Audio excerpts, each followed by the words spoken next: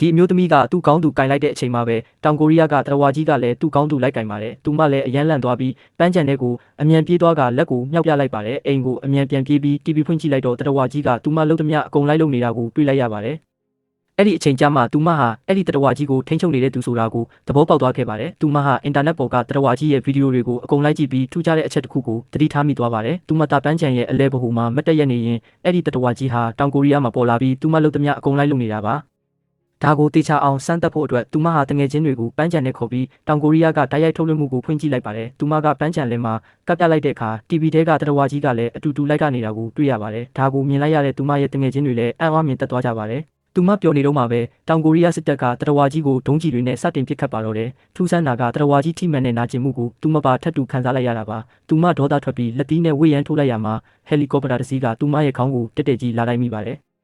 သူမလည်းကြောက်လန့်တကြားနဲ့ပန်းချန်ထဲကနေထွက်ဖို့ကြိုးစားပေမဲ့ဟန်ချက်ပြက်ပြီးမြေကြီးပေါ်ကိုပြင်းပြင်းထန်ထန်လဲကျသွားပါတယ်။သူမပြန်လို့လာတဲ့အချိန်မှာတော့တောင်ကိုရီးယားကအဆောက်အဦတွေအများကြီးပြိုကျပျက်စီးပြီးလူပေါင်းရာနဲ့ချီတေဆုံးသွားတာကိုတွေ့လိုက်ရပါတယ်။သူမကြောင့်ဒီလိုဘေးအန္တရာယ်ကြီးဖြစ်သွားရတာကိုနားလည်သွားခဲ့ပါတယ်။ဒါကြောင့်သူမပန်းချန်ထဲကိုပြန်သွားပြီးလူတွေကိုဘေးလွတ်ရာရှောင်ခိုင်းတဲ့အနေနဲ့မြေကြီးကိုလက်ညှိုးထိုးပြပါတယ်။လူတွေအကုန်ဘေးကင်းသွားတဲ့အခါမှာတော့သူမဟာမြေကြီးပေါ်မှာလက်ညှိုးနဲ့တောင်းပန်စကားရေးခဲ့ပြီးနောက်တစ်ခါဘယ်တော့မှပုံမလာတော့ဘူးလို့ကတိပေးခဲ့ပါတယ်သတင်းတွေထဲမှာအဲ့ဒီအကြောင်းပြလာတဲ့အခါလူတွေကသူမကိုဝိုင်းဝန်းချီးကျူးကြပါတယ်အဲ့ဒီနေ့ကစပြီးသူမဟာအဲ့ဒီပန်းချန်တွေကိုခြေဦးမလဲတော့ပါဘူးဒါပေမဲ့မကြခင်မှာပဲတောင်ကိုရီးယားမှာနောက်ထပ်တရဝတစ်ကောင်ထပ်ပေါ်လာပြီးမြို့ကိုဖျက်ဆီးပါတော့တဲ့အမျိုးသမီးဟာပန်းချန်တွေကိုအမြန်ပြေးသွားတဲ့အခါသူမရဲ့တငယ်ချင်းဖြစ်သူကခြေထောက်တွေကိုလွှဲပြီးကန်နေတာကိုတွေ့လိုက်ရပါတယ်သူဟာအဲ့ဒီတရဝအစ်စ်ကိုထိန်းချုပ်နေတဲ့သူဖြစ်နေတာပါသူမကသူ့ကိုရက်တက်မိုးနဲ့ထွက်သွားဖို့ပြောပေမဲ့သူကညှင်းဆိုခဲ့ပါတယ်။သူမကဒေါသတကြီးနဲ့သူ့ကိုပါရိုက်လိုက်တဲ့အချိန်မှာတော့ကြည်နေတဲ့သူတွေဖို့တရဝါကြီးကလူသားတွေကိုကာကွယ်ပေးလိုက်တယ်လို့မြင်သွားကြပါတယ်။အဲ့ဒီပါရိုက်ချက်တစ်ချက်ကြောင့်ပဲသူမဟာသူ့ရဲ့ကောင်းဖြစ်သွားခဲ့ပြီးဒါကသူမရဲ့တငယ်ချင်းကိုပို့ပြီးမနာလိုဖြစ်စေခဲ့ပါတယ်။နောက်နေ့မနက်မှာတော့သူကသူမကိုပန်းချန်ထဲမှာတိုက်ပွဲခေါ်ပါတော့တယ်။သူတို့နှစ်ယောက်ရန်ဖြစ်နေချိန်မှာပဲတောင်ကိုရီးယားကတရဝါကြီးနှစ်ကောင်လည်းတစ်ချိန်တည်းမှာတိုက်ခိုက်နေကြပါတယ်။သူမပြန်ခုခံဖို့ကြိုးစားပေမဲ့သူ့ကိုမရှင်နိုင်ပဲခဏချင်းမှာပဲလဲကျသွားပါတယ်။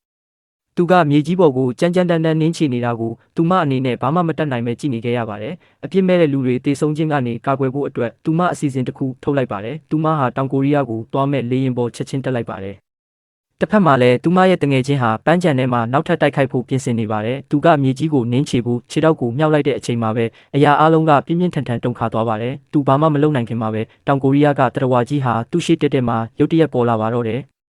သူတို့နှစ်ယောက်ရဲ့ဒီနေရာတွေကပြောင်းပြန်ဖြစ်သွားခဲ့ပါပြီအခုဆိုရင်သူမရဲ့တရဝါကြီးကအမေရိကန်ကိုရောက်သွားခဲ့ပြီဖြစ်ပါတယ်ထိတ်လန့်သွားတဲ့ထိုမျိုးသားဟာထွက်ပြေးဖို့ကြိုးစားပေမဲ့သူမကသူ့ကိုအလွယ်တကူပဲဖမ်းချုပ်လိုက်ပါတယ်ပြီးနောက်သူမဟာရှိသမျှခွန်အားတွေကိုတုံးပြီးသူ့ကိုအဝေးကြီးကိုလွှင့်ပစ်လိုက်ပါတော့တယ်